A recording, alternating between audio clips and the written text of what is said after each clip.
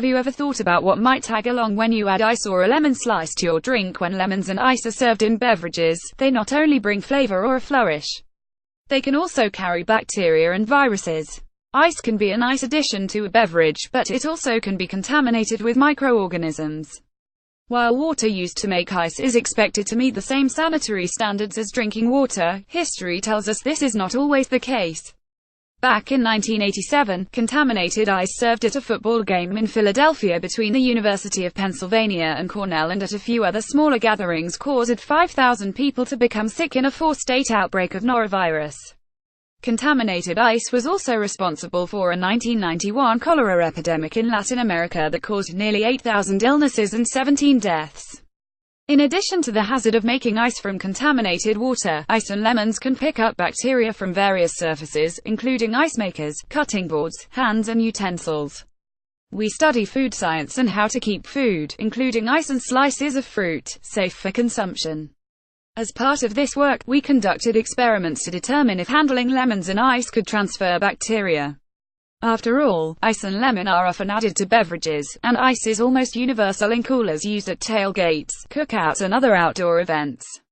The results just might make you sick. The bad news was that when hands were contaminated with E. coli, the bacteria were transferred to wet lemons and ice 100% of the time. If the lemons were dry, the bacteria were transferred 30% of the time. These findings are consistent with a previous study reporting that 69% of lemon slices used in drinks from 21 restaurants sampled in the Paterson, New Jersey, area were carrying bacteria or fungi associated with human contamination.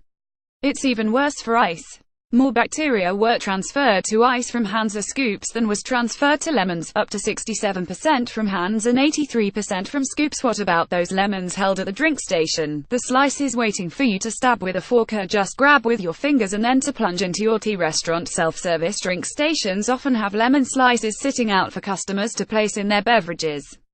These specimens are open to several possible contamination opportunities.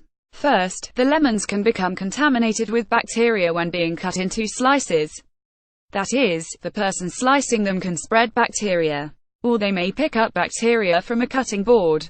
A second and more likely scenario is when customers reach into the bowl to pick up a lemon slice, they spread bacteria from their hands to the lemons. Making matters worse, the lemons are sometimes open to the air and may or may not be kept cold. In our study, we found that when lemons were inoculated with E. coli, they increased in population over 5 times when held at room temperature from 4 to 24 hours. So a day of people reaching into the bowl for lemon slices might result in a microorganism party. Some people may wonder, doesn't alcohol take care of any contamination problems? Not really. In another study, pathogens that were allowed to melt after being frozen in ice were not killed even in 8,086 proof mixtures of scotch and soda or tequila. In most beverages, many of the pathogenic bacteria in the ice survived long enough to get into the drink once the ice melted. So alcoholic and acidic drinks are not guaranteed protection from bacteria that may get into your drink from ice or other garnishes. As with most food safety issues, common sense and good sanitary practices win the day. The chances of getting sick from your drink are slim, but it does happen. Since food service workers are the primary source for contamination from norovirus, hepatitis A and certain other bacterial pathogens, it is good to be aware of restaurant sanitation ratings as well as how your food is handled. Thus, watch who is putting what into your drink. There might be something you don't want riding on the lemon.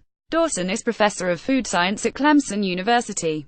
Al-Jedawi is a PhD student in food technology there. This article was originally published on theconversation.com.